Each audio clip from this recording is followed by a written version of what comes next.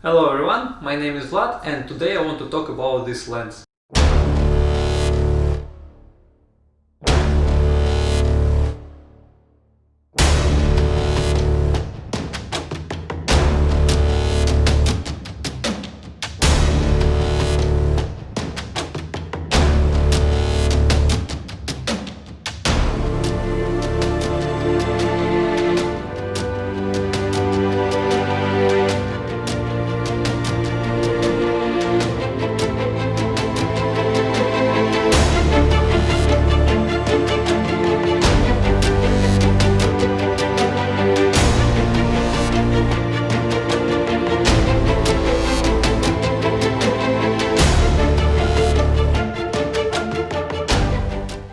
A small disclaimer, this lens been sent to me by 7artisans, but they haven't paid me and they haven't asked me to tell anything particular about this lens, so everything I'm gonna say today is my personal thoughts regardless of this lens. Let's start with packaging, and for that let's go back in time and look at the unboxing of this lens.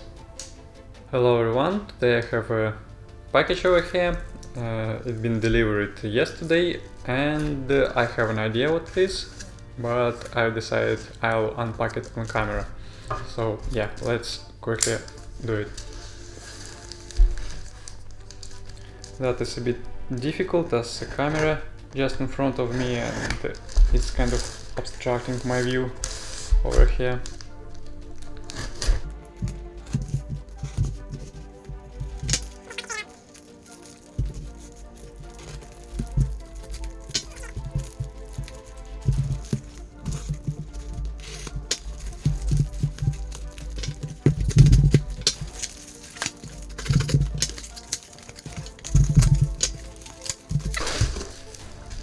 That was much more difficult than I expected. So yeah, here we go.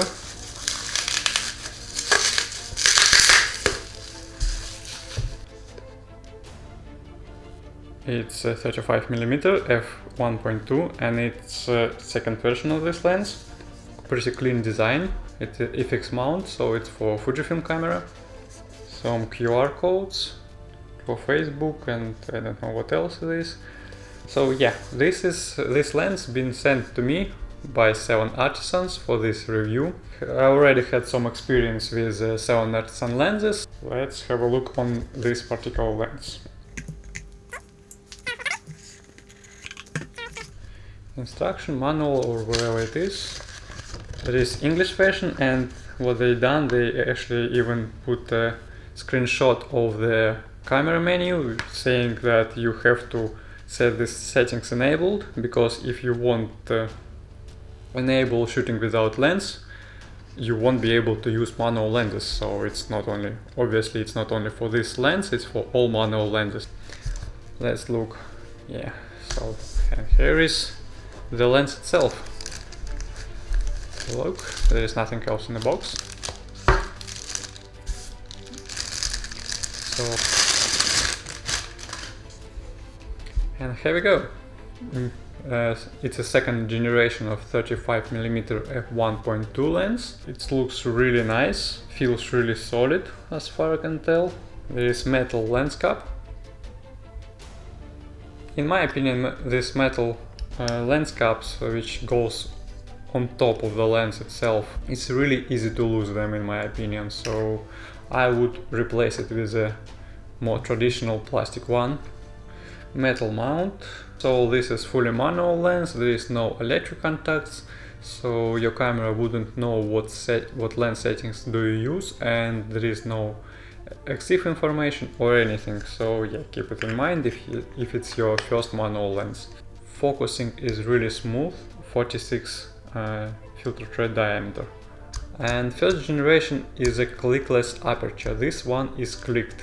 It's 1.2 and it opens really wide, as you can see, and you can see these purple and green colors on the lens, so it's some kind of multi-coating. Feels really solid, looks great. Here is focusing scale for zone focusing if you use, so focus distance also displayed in meters and feet. Minimum focusing distance is 28 centimeters. I really can't wait to try it. So probably after I finish with this unboxing, I'll go and make a couple of sample images. My expectation is really high for this lens, as the first generation of 35mm, as I know, was really good. So far as I can see, it's a great little lens. Of course, we'll have to look at the image quality. Here we go, that is it. This one little great lens. Thank you, and I'm gonna go and try it. So yeah, that was my initial thoughts on that lens, and what can I say now about it after I've been using it for some time. This lens is quite small, taking into account that this is 35mm f1.2. This is second generation of this lens. Unfortunately, I haven't used first generation of this lens, but I read a lot of positive reviews. So, what can I say about it right now, based on what I know about first generation and what I know about other lenses? First of all, it's quite heavy. Not really heavy, but it feels like a quality heavy, let's say it like this. And the build quality is awesome, as usual. It's not my first 7artisans lens, and all of them fully metal, and it feels really solid and in some ways premium. It seems to be this lens is a bit heavier than the previous generation and a bit bigger. And if you look at it, it's actually almost the same size as Fujifilm's 35mm f2. Two lenses side by side. This is 7artisans 35mm f1.2 and this one is Fujifilm 35mm f2. So they're almost the same size. This one is a bit bigger and this one a bit smaller, but keep in mind that this is manual and f1.2. Between this one and the first generation of this lens, the difference is, well, in exterior it looks a bit different. It is heavier, it is bigger, but the more important, it has a different lens construction, and I'm not really sure how does it affect it, but it seems like rear two lenses are different. Let's get back to the build quality, and as I've said, it's solid, it feels really premium, and everything is metal except for the glass elements, obviously.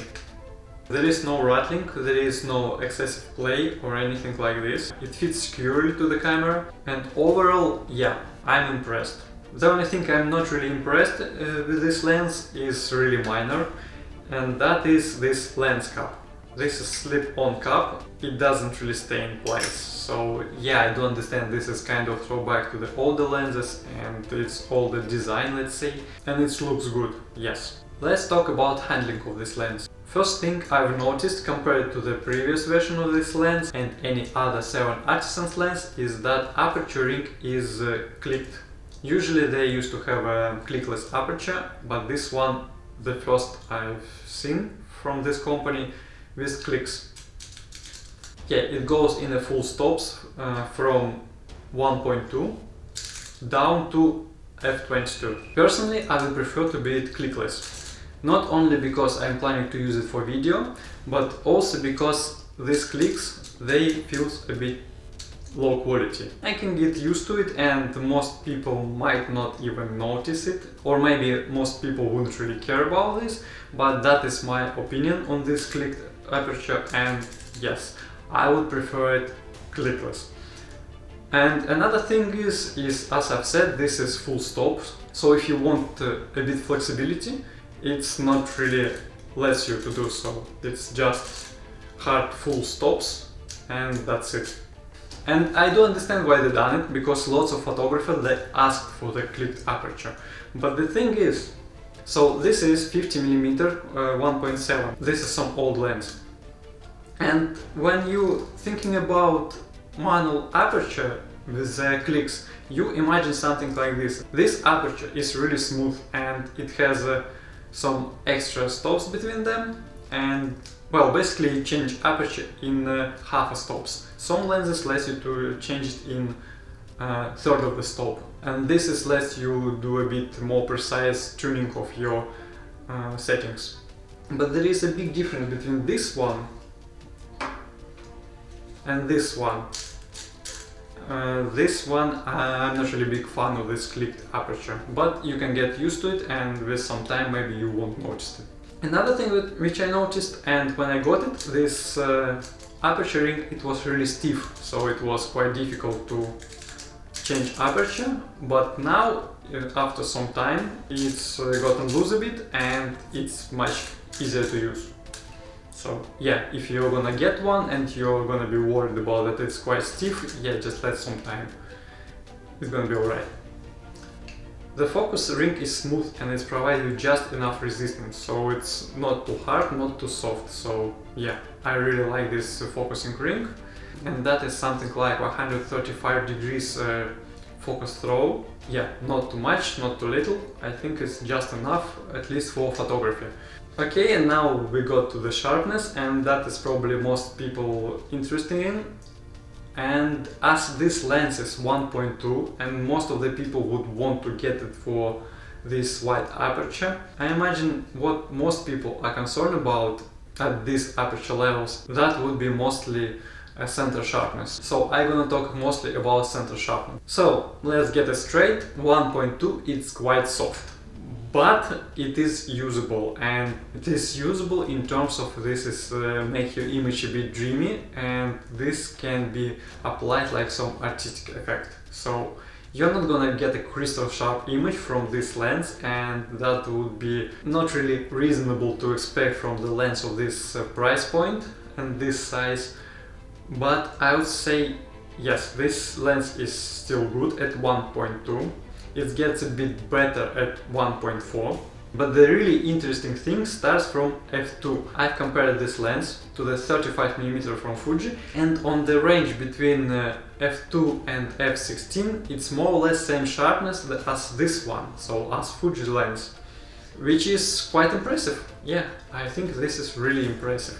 And also it has additional stop f22 where image gets a bit softer due to the light diffraction. Also, it seems like sharpness of this lens, it is also dependent on distance what you're shooting on. There is an image of the signpost which is well, pretty sharp, I would say, for 1.2, and that is about, it was about a couple of meters from me. The images with comparison to the 35mm from Fujifilm, it was, I would say, something like 40 centimeters and less than a meter. That does make a difference. You need to keep it in mind as well. Okay, autofocus area. Thanks to the 1.2 aperture, this lens provides you with really nice autofocus area. It is really smooth and the contrast is really good in my opinion, and the light bubbles, they really pleasant as well. So I'll add some examples and hopefully you'll be able to judge it. About chromatic aberrations, I haven't noticed much using this lens, but there is some, but you need to pixel peep really hard, and they are not really defined, and I wouldn't bother about them. There is some barrel distortion using this lens, but it can be easily fixed and it's not really noticeable. This is 1.2 lens, and this is fair enough that is gonna have some vignetting to it. And this is something which is difficult for me to judge, because I'm adding vignetting anywhere and I like vignetting. In my opinion, it's not really, that is nothing special, so you can remove it in post, and it's not really strong vignetting or anything. At 1.2 you might not even notice it on some images. Stepping down to f2 it will reduce it, and at f4 you don't really notice it much. So I think it is doing quite well in terms of vignetting as well. Here is some image samples for this lens, all of them just raw images exported from Lightroom without any changes whatsoever, and most of them taken with f1.2, some of them not, but mostly.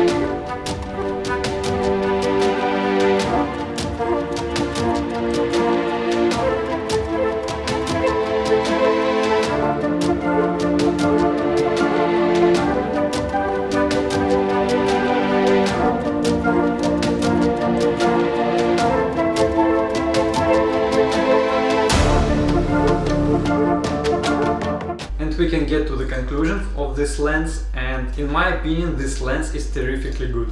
It costs something like $140 or 140 pounds, depends where you are, and for this amount of money, the image quality, ability to gather light as f1.2, it's in my opinion it's outstanding. I was really surprised that it holds so well against Fujifilm's lens, and if you are planning to use it for street photography or some portraiture, I think that is a great little lens, and considering the size of it, you can just throw it in the pocket and have it with you for any time you want. So yes, this is my honest opinion, this lens is great, except for this slip-on cap, so you have to buy yourself a plastic one.